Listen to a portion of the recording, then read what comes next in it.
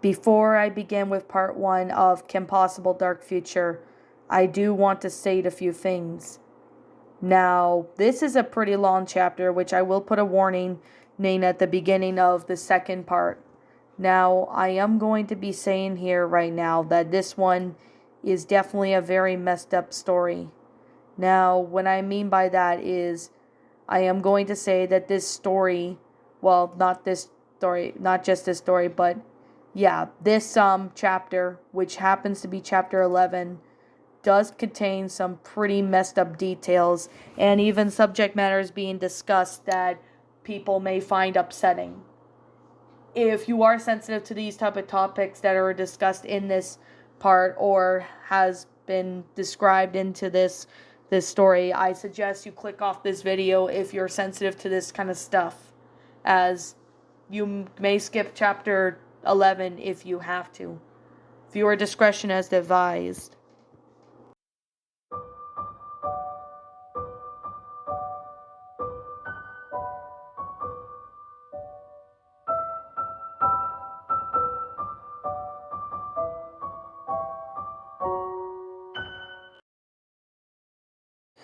Ron felt himself shaken awake from his bed, followed by Kim begging him to get up.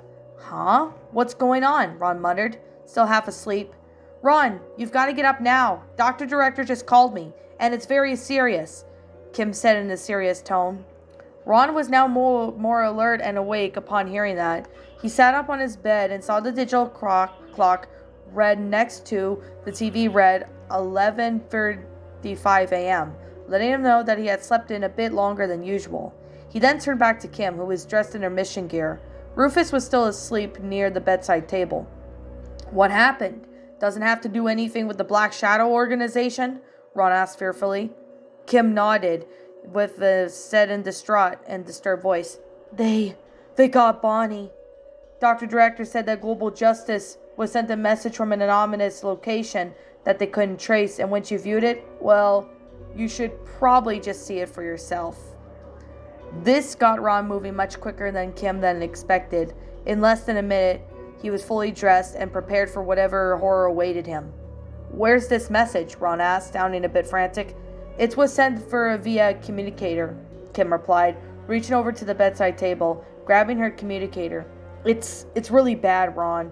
I just thought I'd warn you. After all the craziness I've been through this far, I'm used to stuff like this at this point, Ron said, a blit with all nervousness in his voice. Kim switched on the communicator and opened up a video message file, and what Ron thought made his blood run cold.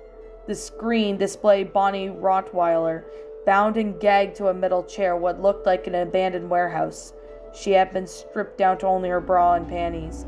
Visible bruises could be seen all over her body as she clearly tried to escape, but when the camera seemed to move in towards her in a way made Ron realize that the person holding the camera was moving towards her. A black-gloved fist punched through the side of Bonnie's face, and what Ron heard sounded like a disgusted robotic yell out an offensive slur towards her, and then warned her that she better cooperate unless she wanted to end up like her sisters. The second Bonnie's sisters were mentioned, the camera moved slower to what Ron could only describe as something being out of a horror film. Bonnie's two sisters, Connie and Lonnie, had been stripped down to their bra and panties, just like Bonnie. They were also strapped in metal chairs, and what appeared to be large machetes impaled through their chests. Enormous amounts of blood had pooled around their chairs. It was clearly just by looking at them as they were both dead. This made Ron's stomach churn with horror and disgust. The glove hand then reached and pulled in the ball gag out of Bonnie's mouth, causing her to cough out the blood. Tell everyone your name, bitch, the robotic voice said. Bonnie simply just glared at whoever was holding the camera, then spat. You can go to hell, you spawn of the devil. This clearly made the camera holder angry, because the camera swung around briefly, then faced back at Bonnie. Ron could see the only camera owner welding a gas-powdered chainsaw in front of Bonnie.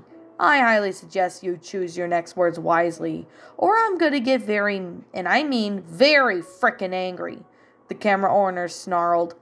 I'll only say this once. Tell the audience your name. Bonnie was clearly traumatized and couldn't respond. This only made the camera holder angrier. yanked the starter cord, and the chainsaw roared to life. "Tell them your name, God frickin' damn you!" The person thundered angrily, swinging the chainsaw and striking Bonnie's left leg. Bonnie let out a cry of scream and fear and yelled out, "Bonnie!" "That's a good girl," the camera owner said, sinister, mocking the voice. "Was that so difficult?" Bonnie had held her head down, leaned to the point where her face couldn't be seen, but the sound of her whimpering could now be heard. "Why have you done this? What the hell did I even do to you?" Bonnie practically yelled between sobs. The person crackled evilly and said, "It's not what you've done, my dear. It's what Impossible's done." Bonnie continued, simply whimpering as the camera holder then turned the camera to face, which had a devil mask covering it with only its eye holes being visible. It was clear that whoever this person was clearly a man, and this mask appeared to be the source of the robotic speech, and had a very small metal device attached to the mouth area. "You see what happens when you try to hide from Black Shadow, Team Possible? People start suffering, much like these fools over here," the unknown man snarled, then briefly moved the camera towards the face of the bodies of Bonnie's sisters. "And this one here will suffer the same fate, if you don't heed my warning." The camera then turned back towards Bonnie, whose leg was bleeding heavily.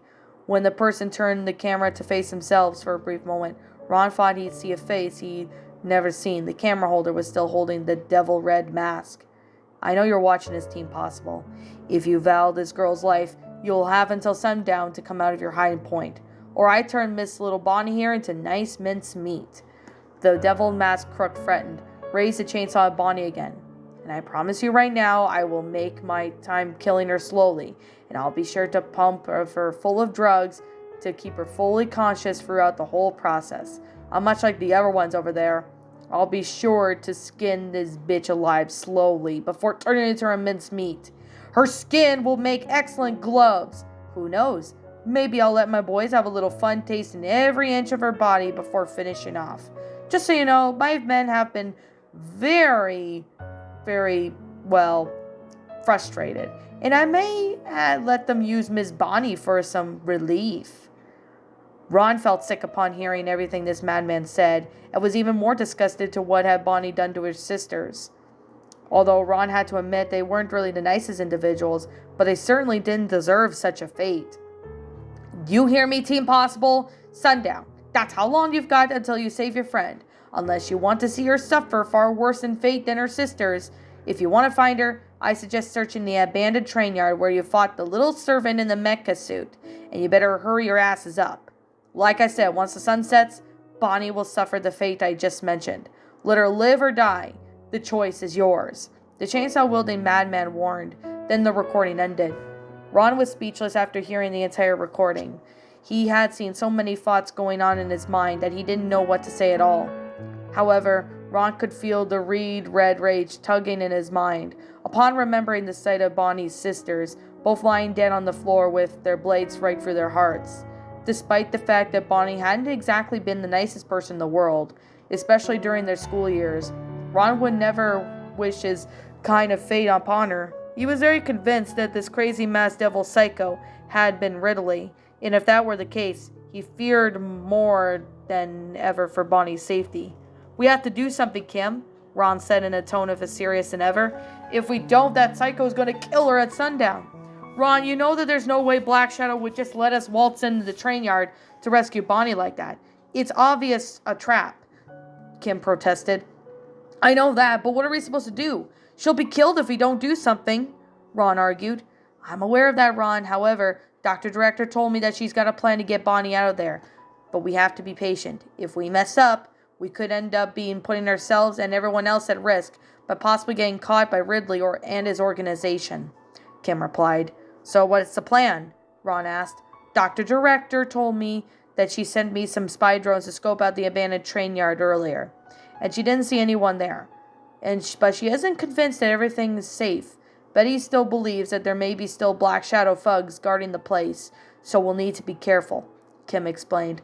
"Lloyd and Nelson will be joining us on this mission to save Bonnie, and we'll be using a modified BJ van equipped with the cloaking device to get us to the train yard undetected." "And what if we run into the Black Shadow thugs, or worse, Ridley himself? Ron asked, raising an eyebrow. Kim's expression turned a bit dark, then said, well, that's something where it gets a bit serious. Ron then watched as Kim reached under the bed, pulled out a large black case from under it, then sat down on the bed. What's in there? Ron asked curiously. Kim said nothing, opened the case to reveal what was inside, and inside made Ron's heart skip a beat. Inside the black case were 2 silencers equipped with revolvers, with multiple clips of ammunition, along with a strap to hold them in. And as Ron saw the guns, he realized what Kim was applying. No, Kim, we're not, Ron stammered nervously. I know what you're going to say, and I want to let you know that I don't like the idea of using the actual gun. But it's not like we have a choice, Kim replied. These criminals aren't like the villains we faced in the past. They're cold-blooded, merciless killers who won't hesitate to kill us the second we come in contact with them. I know that the Black Shadow, what they are capable of, KP, and I've never actually used a real gun before. And not to mention that I've never killed another human being before, Ron sighed, shaking his head. I may have killed Warlock and Wamonga, but that was different. They were aliens, but the Black Shadow organization and its members are human. Ron, I am aware of all that too well, but these people we're fighting are pure evil. Don't forget these criminals destroyed Japan, murdered millions, and committed God knows how many other horrible crimes. Also, you know for a fact that Black Shadow has both us and our families on their kill list, and that's all the more reason to take their drastic measures, Kim argued. Ron had to admit that Kim had a good point. Ridley did set his sights on Team Possible and their loved ones, and this was just meant going out to the public alone, made them targets. There was no telling where a Black Shadow informer could be hiding, and there was no telling where or when the Black Shadow would strike. If Ron and Kim suddenly forced into confrontation with any of the Black Shadow thugs, chances that they would be armed, and this would mean that Kim and Ron would have to defend themselves in such a more serious situation way. Ron had hoped that it would never have to come to this, but he suspected that due to the dangerous the situation it is with the Black Shadow organization and Gotten, they would have had to eventually resort to using lethal force to defend themselves. You're right, Kim, Ron said with a sigh. I know that Ridley and his men are heartless, bloodthirsty monsters, but I really wish we didn't have to resort into killing. I mean, doesn't that make us no better than them? No, the Black Shadow murders people to achieve their sick, wicked desires, and we be doing it as means of self-defense. Cops, soldiers, and SWAT teams kill every day, Ron. Even global justice agents like us have to do it every once in a while. It's not a very easy thing to do. But when it comes down to bloodthirsty monsters like Black Shadow and Ridley, who have no issue killing anyone in their way, this is only means for survival, Kim explained. Ron wanted to protest any further, but he knew deep down that Kim was right. Something like this was inevitable when it came to a criminal organization like Black Shadow. As much as Ron wanted to avoid resorting to killing, but he knew that it would probably have to come to that one way or the other, especially with the Black Shadow hunting them.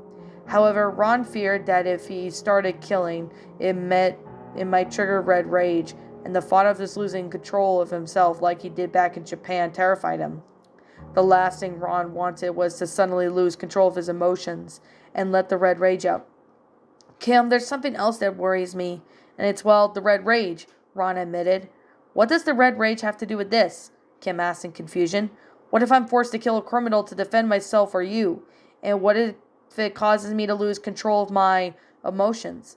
I know that's how the red rage was able to take control of my mind back in Japan, but if we know how that turned out, Ron replied, recalling the zombified corpse illusions that tried to attack him. Only they weren't the real to begin with. Then, whatever you do, try as hard as you can to convince yourself that you did what you have to protect yourself and those you love, Kim replied. Remember what I once told you. Even the idea of taking a life unsettles me. I'll do it if it means protecting myself and those I love. And remember that those people we're fighting are true monsters. They will do anything, and they will try to stop us. And they won't hesitate to kill us if they see fit. Keep your mind focused on those thoughts. And if you feel like losing control, then everything will be fine. Ron nodded and took one of the revolvers and said, "I'll try, KP." Ron then smiled and replied with, "You'll do fine, Ron. I believe you. I just hope whoever that psycho hasn't killed Bonnie. I'm actually starting to wonder if it might have been Ridley himself behind that devil mask," Ron speculated. "It's possible, but there's no way to know," Dr. Director said, as the voice changer of that capitator he was using couldn't be decoded, so their identity couldn't be verified, Kim said. Just then Kim's communicator started buzzing. Upon checking it, it was Dr. Director. Ron noticed it as well and grew concerned as to what she had to say. "You think Dr. Director found something?" Ron asked. "Only one way to find out," Kim replied, then answered the call. "Hey, Dr. Director, what's the stitch?" Dr. Director had a look of concern in her face as she began speaking. "I got some info from one of my very few of my other global justice agents, and they said the freight train yard where Bonnie's being kept at is heavily guarded by masked thugs with military-grade weapons and armor. So you two are going to need to go in armed with those silencer-equipped revolvers I sent you. They have armor-piercing bullets that will render their vests useless. So you will need your battle suits for extra strength and protection. I informed Wade to give them to you before you head out," Dr. Director informed them. "Yeah, we have them," Kim replied. "Ron feels very uneasy about having to use those guns, but I talked with him over and he's all right now.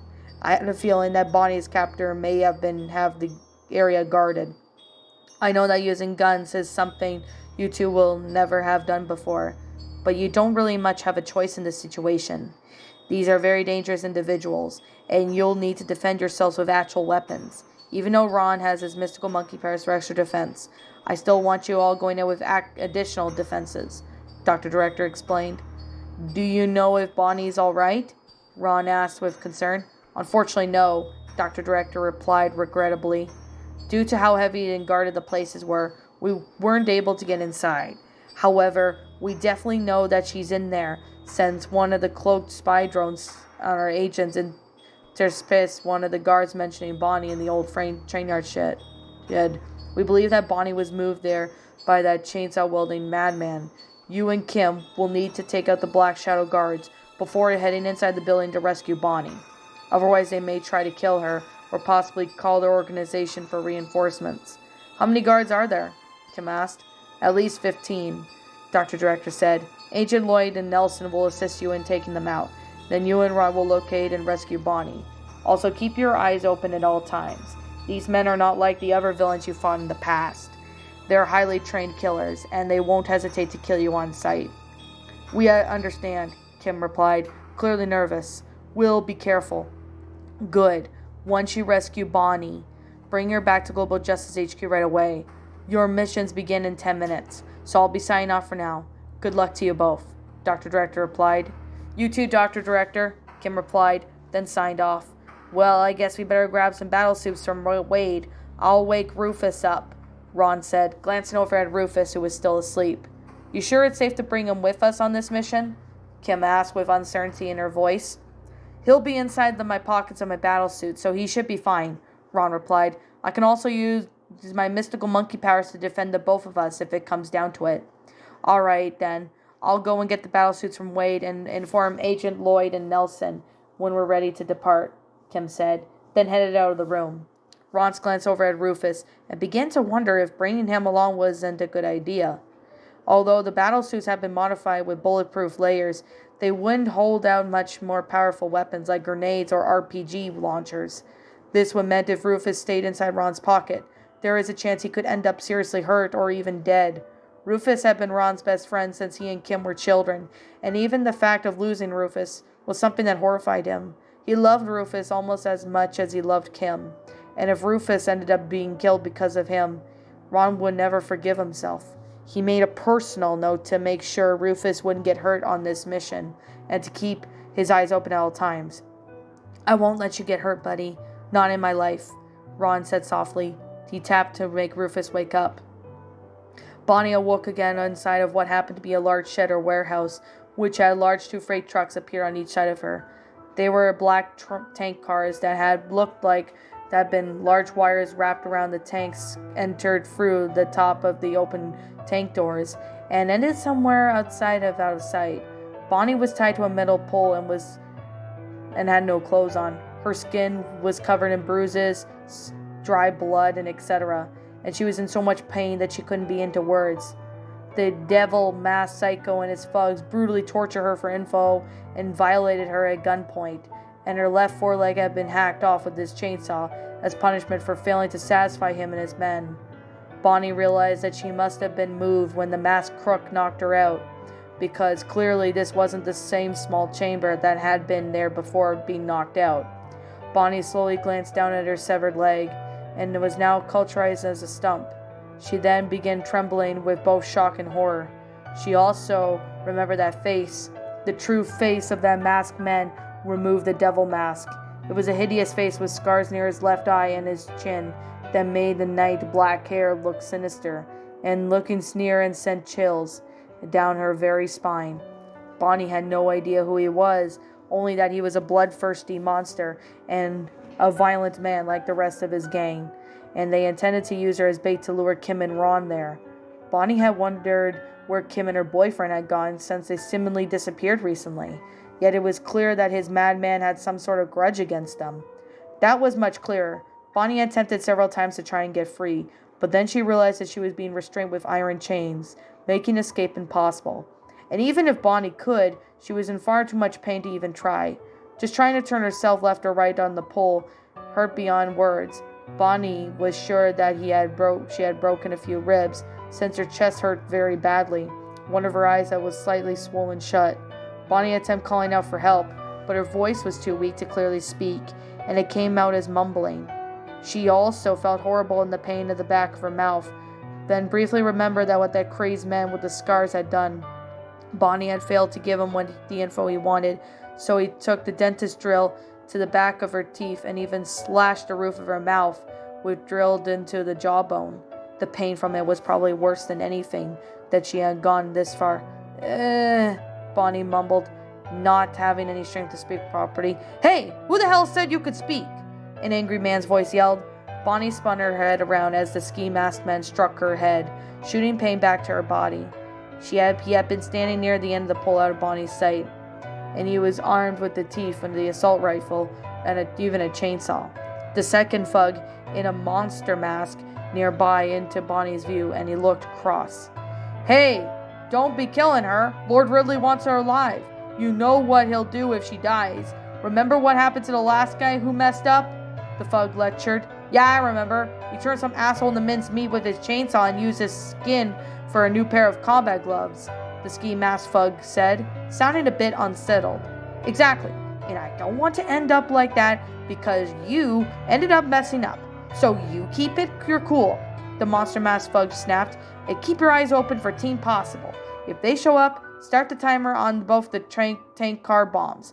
Then we'll get the hell out of here.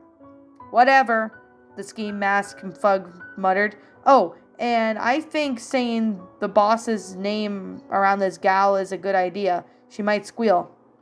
She ain't going to do shit, the masked thug scoffed. She'll probably end up dead anyway once the bomb goes off, so we won't have to worry about it.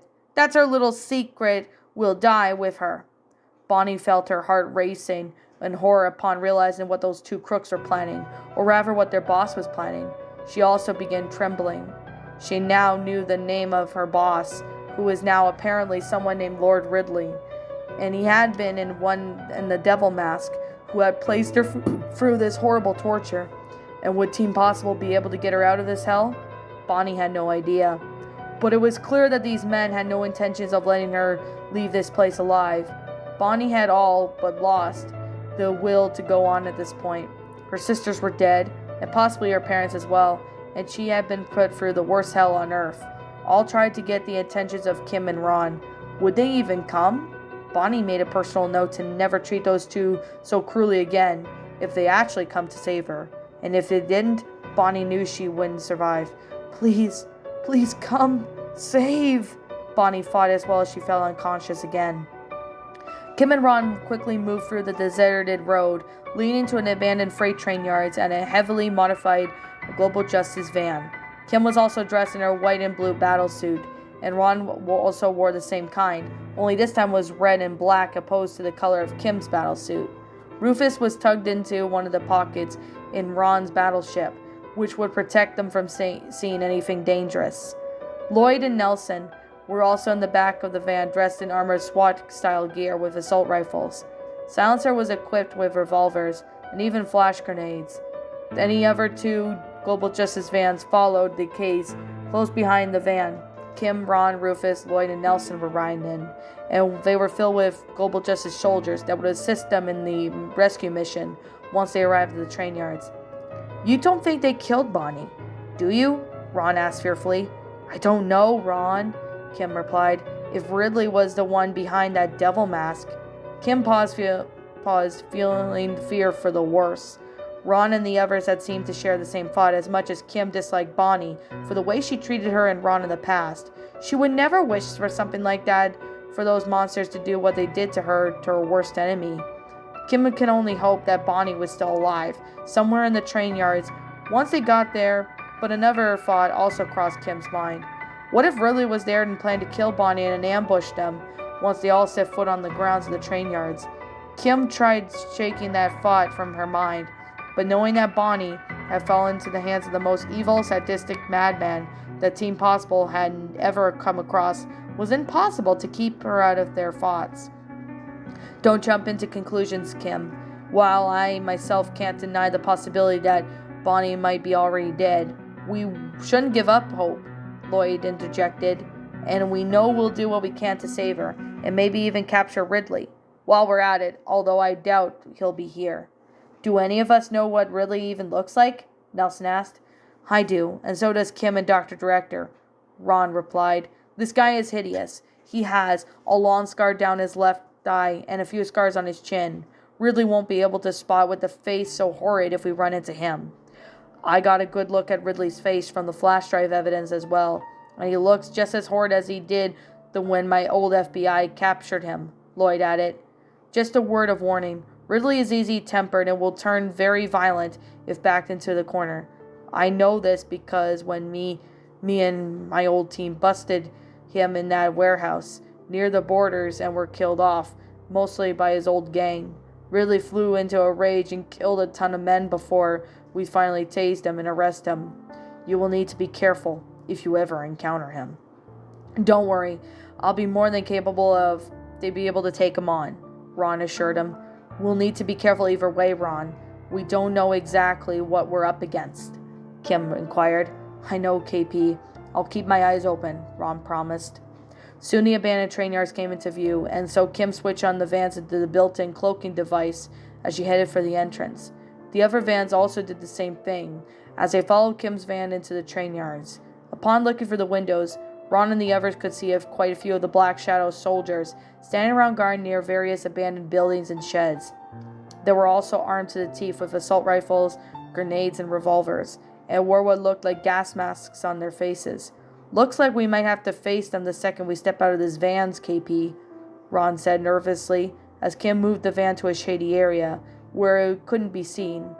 "Looks like it," Kim has replied as she parked the van and fetched her gun belt.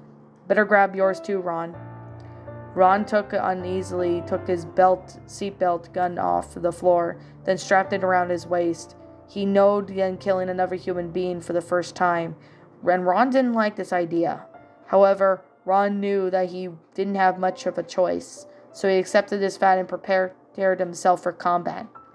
Once the van stopped and Kim shut the engine off, the cloaking device deactivated and the van became more visible once more. Since the van was parked in an area where it was out of sight, Kim and her team weren't spotted. The other vans soon decloaked, and the Global Justice soldiers stepped out of them behind Kim's van. Once everyone has joined together outside the vans, Kim began going over this mission. "Alright, so here's the plan," Kim began. "We'll need to try and take out these guards as quickly and quietly as we can using our silenced revolvers. There's a good chance that if we are caught, those Black Shadow thugs will kill Bonnie, and as for her, me and Ron will try and locate her and rescue her at the help of Agent Lloyd and Nelson. Does everyone understand these directives?" All the Global Justice agents nodded in agreement.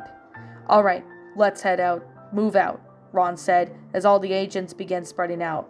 Lloyd and Nelson agreed to start searching the small supply buildings in the train shed for any signs of Bonnie. Then Kim and Ron headed off to the same together, and they made sure to check around every corners for any armed guards in case if they were nearby. Luckily, the coast was clear, so they continued towards a small supply shed with cracked windows covered up in cobwebs. Upon getting close to the rotted wooden door, Kim heard the sound of footsteps inside and ushered Ron to stop. "Someone's in here. I think there's more than one person," Kim whispered. "I'll have Rufus check," Ron replied quietly. Then he glanced in his pocket. "Rufus, do you think you can tell us how many goons are in there?" The small rodent nodded, climbed out of Ron's battlesuit pocket, and then jumped into the window and gazed inside. Rufus could make out two armed black shadow thugs standing near what looked like a set of spare train wheels, sitting on the rails near a loading machine of some sort. If Rufus had to take a guess, this room appeared to be a room where the freight cars would be loaded with supplies. He then jumped back towards Ron and pointed at the window. "Two guards, armed, backs turned," Rufus said. "All right, looks like we're going to have to fight them," Ron said, sounding uneasy. "Well, you know what we have to do," Kim said, pulling out her revolver from the holster out in her belt.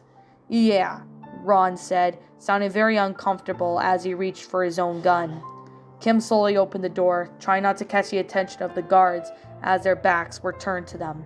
Kim felt her heart racing when she raised her gun at the back of the left guard's head. Her hands even trembled slightly. As much as Kim accepted the fact that she and Ron were going to have to actually kill those guards in order to complete the mission successfully, she still felt very uneasy about it. Before Kim could give it much thought, the guard suddenly began to turn around, so she quickly acted on impulse and fired a single silenced gunshot at him. The bullet quickly blasted right through the skull of the guard, causing a shower of blood to erupt all over the place. This caught the attention of the other guard next to him. "Hey, what the hell's going?" The guard was then silenced as Kim fired another shot, which went through his left eye and the back out of his head.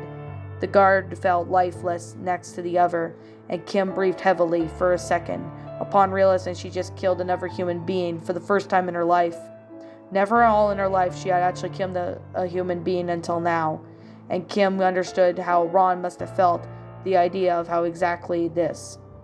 "Kim, are you all right?" Ron asked as he entered the building. "Yeah, I'm just not exactly happy about this," Kim replied, gazing her head on the guards down the ground. "Understand how now you know why I don't like the idea of using a gun." "I know, KP. It's not actually easy doing it," Ron said. "Easier said than done." "Yes, but we already knew this was coming, so it's not like we can't do anything about it now," Kim replied. "Let's get moving. Bonnie might be in there." Kim and Ron then began searching any signs of Bonnie. All they found was rusty machines and broken down wooden boxes that seemed to have infested with termites. Ron checked the cars, but found nothing in them. "I don't think Bonnie's in this room, KP," Ron informed. He then looked under the box of train cars. "She could be anywhere, Ron. We'll just have to search for the whole train yard until we come across her," Kim replied.